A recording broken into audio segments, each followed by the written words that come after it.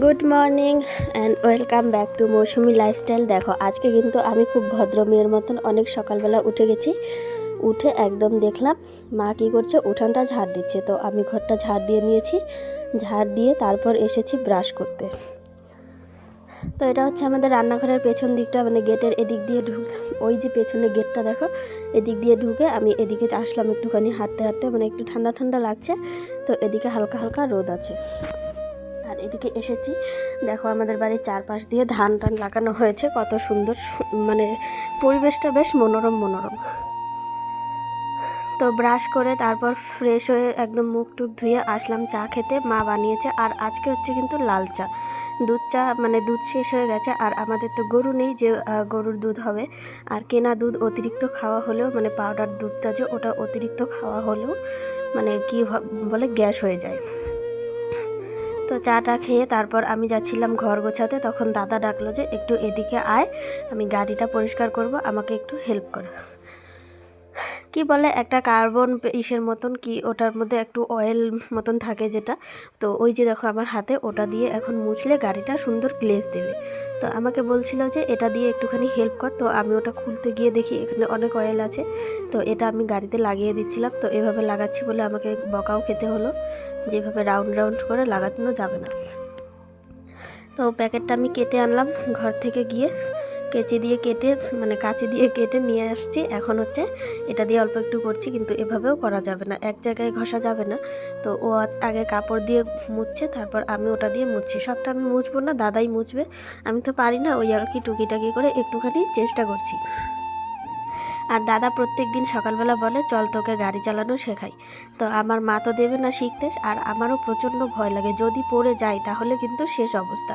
আর একবার শিখে গেলে, মানে ব্যালেন্সটা শিখে গেলে তখন কিন্তু খুবই সহজ হবে। কিন্তু কোথায় কি কোন জায়গা দিয়ে স্টার্ট দিতে হয় আমি কিন্তু কোনোটাই জানি না, শুধু মানে বাইকের চাবিটা ঘুরিয়ে হ্যান্ডেলটা লক করতে জানি, আর হচ্ছে গিয়ে কি বলে একটু হর্ন মারতে জানি, এতটুকুই আমি জানি। আর বাইকটা এখানে থাকলে এখান থেকে অন্য জায়গায় সরিয়ে রাখতে পারি, এতটুকুই ব্যাস, আর কোনো কিছুই আমি বাইকের জানি না।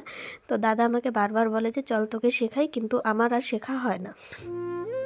মা তো আমাকে শিখতে দেবে না, মা যদি তবু একটু সাহস দিত তবুও আমি শিখে নিতে পারতাম, মা আমাকে এক ফোঁটাও সাহস দেয় না। তো যাই হোক, বাইক পরিষ্কার হয়ে গেছে, দাদাও বাজারে চলে গেছে। তারপর আমি ভাত বসিয়েছিলাম, আর কড়াইতে এক্সট্রা করে সিম আর আলু সেদ্ধ বসিয়েছিলাম, সেটাও হয়ে গেছে, সব কিছু মাখা হয়ে গেছে। এখন অনেকটাই বেলা হয়ে গেছে, মোটামুটি 10টা মতন বাজে, আর প্রচণ্ড খিদে পেয়েছে। আমার ভাত টাত নামানোর পর মা দেখো এখানে ইসে করেছে, ভাতটা আমি নামাইনি, মাই নামিয়েছে। আর মা ইসে করেছে কি বলে শুটকির ভর্তা করেছে।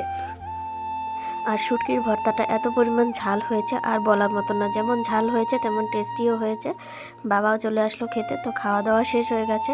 তারপর এই যে দেখো খড়ি আনতে গিয়েছিলাম, আমি অল্প একটু এনেছি, আনার পর এই যে দেখো আমার পায়ের কি অবস্থা। আমার পা দুটো এমনিতেই এরকম, তার উপর নখের যে পরিমাণ প্রবলেম সেগুলো ঠিকঠাক করে সারছে না, তার উপর খড়ি আনতে গিয়ে আজকে আরও ব্যথা পেলাম। তারপর ছাগলটাও দিয়েছে অনেক জোরে একটা পাড়া, তার জন্য অনেক ব্যথা লেগেছে। তো যাই হোক, খড়ি টড়ি আনা শেষ হয়েছে। দাদার প্যান্ট জামাগুলো ভেজাতে চেয়েছিলাম সকালবেলায়, কিন্তু একটু গরম জল করার আলসিতে এতটা বেলা হয়ে গেল। এখন একটুখানি কেটেলে করে তাড়াতাড়ি গরম জল করে নিই, গরম জল করে তারপর দাদার জামা কাপড়গুলো ভিজিয়ে ধুয়ে দিতে হবে। তো ঘরে জল নেই, অল্প একটু জলেই আছে, বাটিটা দিয়ে আগে তুললাম, তারপর এই বালতিতে ঢেলে একবারে কেটেলে করে গরম জল করবো, অনেকটা সময় লাগবে। বসিয়ে দিয়ে আমি একটু হাঁটাহাঁটি করি বাড়িতে, অন্যান্য যে টুকিটাকি যেটুকু কাজ আছে সেটুকু করি। তো বালতির জলে হলো না, আবার দিলাম হাঁড়ি থেকেও একটুখানি জল। এই কেটেলটা এবার মা এনেছে হচ্ছে দাদা সকালবেলা স্নান করে ওর গরম জলের জন্যই, কিন্তু এবার যখন কেটেল এনেছে এবার দাদা সকালে গরম জল দিয়েই স্নান করে, মানে কলের যে গরম জলটা বের হয় মোটর চালালে পরে সকালবেলা, সেটা দিয়েই স্নান করে। এখন অবশ্য স্নান করে না, এখন দোকানেই করে, গরম গরম পড়ে গেছে, মানে প্রচণ্ড ঠান্ডায় দোকানে ট্যাঙ্কির জল আরও ঠান্ডা থাকে, তো ওখানে স্নান করে না, বাড়ি থেকেই করে যায় সকালবেলা।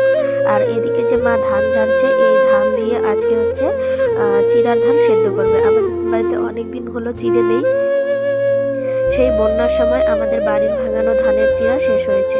আর এই হচ্ছে মানে বন্যার পর এতটুকুই ধান ভালো বেরিয়েছিল, এই যে এই জমিটা থেকে আমাদের ওইটুকু ধান বেরিয়েছে। তারপরেও দেখো ঝাড়ার পর কতগুলো করে চোচা বেরোচ্ছে, তো ওখান থেকে অল্প একটু ঝেড়ে মহাকাল পুজোও আছে, তারপর একাদশী কত কিছু যায়, আর বাড়িতেও লাগে অল্প একটু, তো অল্প করে করছে। আর এই যে দেখো দাদার জামা কাপড় গরম জল করে যে ভিজিয়েছিলাম, দাদার জামা কাপড় কিন্তু ধোয়া হয়ে গেছে। এই দুটো প্যান্ট এত দাদা মানে নোংরা করে সেটা বলার মতন না। তার মধ্যে একটা প্যান্ট আছে 6 পকেটের, তো ওই প্যান্টটা ধুতে গেলে খুবই অসুবিধা হয়, গরম জল দিলে তাড়াতাড়ি পরিষ্কার হয়। তো অল্প অল্প করে গরম জল দিয়ে এগুলোকে ইসে করি। চলে যাচ্ছি বাড়িতে। দেখো বাড়িতে হচ্ছে কিন্তু আমাদের মিটিং, এই যে এখানে জমি নিয়ে কী কী লাফড়া লেগেছে, তো এখানে কথাবার্তা বলছে। আর আমি যাচ্ছি হচ্ছে এখন স্নানের আগে ছাগলকে জল খাওয়াতে। আর আমার ফেসটার অবস্থা খুবই খারাপ হয়ে গেছে আজকে। আরও আমি একটুখানি কি বলে শালটালগুলো বের করে দিয়েছি, মুখের মধ্যে অনেকগুলো র্যাশ ট্যাশ কী বেরিয়ে যাচ্ছে, খুবই খারাপ একটা অবস্থা দেখা যাচ্ছে। আর আমি খাচ্ছিলাম জলপাইয়ের আচার, তো খাওয়া হয়ে গেছে। আর এই যে ছাগলের কাছে জল নিয়ে এসেছি, কিন্তু ছাগল জলটা খাবে না, নতুন আনা হয়েছে তো ওর দুঃখ কষ্ট, ও রাখার জায়গা পাচ্ছে না, জলও খায় না ঠিকঠাক করে, ঘাসও খায় না। ঘাসটা আবার ঠিকঠাক খায়, মানে পেট ভরে এরকমই। বাড়িতে আসলাম স্নানে যাব, এমন সময় দেখি কারেন্ট চলে গেছে। ছাগলকে জল খাইয়ে বাড়িতে এসে দেখি কারেন্ট চলে গেছে। তো কী আর করার, আগে উঠানটাই ঝাড় দিই, তারপর স্নানে যাওয়া যাবে। আর এই যে সামনে দেখছো শুকনো পাতাগুলো, এগুলো কিন্তু সুপারির খোল, এগুলো দিয়েই মা ইসে করবে কি বলে ধান সেদ্ধ করবে, মানে কিসের ধান, চিরার ধানটা মা এই পাতাগুলো দিয়েই সেদ্ধ করবে। আমাদের উঠানটা অনেক বড়, ঝাড়ু দিতে সময় লাগবে, আধা আধি ঝাড়ু দেবো এখন। ঝাড়ু দিয়ে আমি যখনই ঝাড়ু দেওয়াটা শেষ করব তখনই হাওয়া ছাড়বে আর পাতা পরে উঠানটা আবার নোংরা হয়ে যাবে। মোট দিনে 3 থেকে 4 বার ঝাড় দেওয়া হয়ে যায় এই সময়। আর এই সময় তো সব গাছের পাতা ঝরে, তাই এত পরিমাণে নোংরা হয়। আর মা এই যে রান্নার জন্য সকালেই ভাতটা রান্না করে রেখেছে, এখন শুধু সবজিটা রান্না করবে। তার জন্য সবজি নিয়ে গেল ধুয়ে আনতে, এখন সবজি টবজি ধুয়ে এনে মা তরকারিগুলো রান্না করবে, ডাল তরকারি আর একটুখানি কিসের সবজি করবে। ভাজি আছে, ওলকপি আর আলু ভাজি করবে। তো সেখান থেকেই যাই হোক রান্নাটা হয়ে যাবে এখন, আর বেশি সময় লাগবে না, অল্প একটুই লাগবে।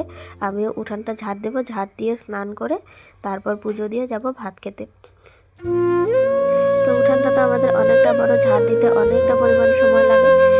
আর ওই যে দেখো কুড়ালটা, ওটা হচ্ছে বৌদি দিয়ে গেছিলো, ওটা এখানেই রাখা আছে, এখন আমি একটু করে তুলে রাখবো। আর এই রিং বলেই চিরার ধানের ধানগুলো রাখা আছে। পেছনের ব্যাগে হচ্ছে গরুর জন্য ঘাস তুলে রাখা হয়েছে।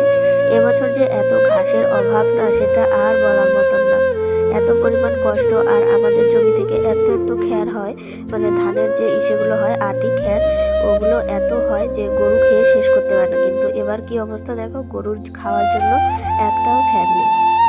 যেগুলো আছে করলা জমিতে ঝাঁপ দেওয়া হয়েছে, আর ওগুলো খেলে গরুর পেট খারাপও হতো, তো সেই জন্য ওগুলো খাওয়ানো হয় না। দেখো আমার উঠোন কিন্তু ঝাড় দেওয়া হয়ে যাবে এক্ষুনি। আর এখানেই কিন্তু আমার উঠোন ঝাড় দেওয়ার ভিডিওটা তোমাদের সঙ্গে শুরু করাটা শেষ হয়ে যাবে। তারপর স্নান টান করে আমি যাব একটুখানি কি বলে স্নান করে ঠাকুর পূজা দিয়ে এসেছি হচ্ছে এই কাকা মটরশুঁটি তুলছে, তো এখানে আসছি। এখানে আমি কাকাকে আগেই বলেছিলাম যেদিনকে মটরশুঁটি তুলবা আমাকে কিন্তু বলবা, আমি একটুখানি মটরশুঁটি তুলবো, আমার তুলতে ভালো লাগে, কিন্তু এসে দেখি এতটাই পরিমাণে ফলন কম, আর কি বলবো। তো যাই হোক, আজকের ভিডিওটা তোমাদের সবার কেমন লেগেছে অবশ্যই কমেন্টে জানিও। আর ভিডিওটি ভালো লাগলে চ্যানেলটা সাবস্ক্রাইব করে সবাই পাশে থেকো। দেখা হবে কালকের ব্লগ।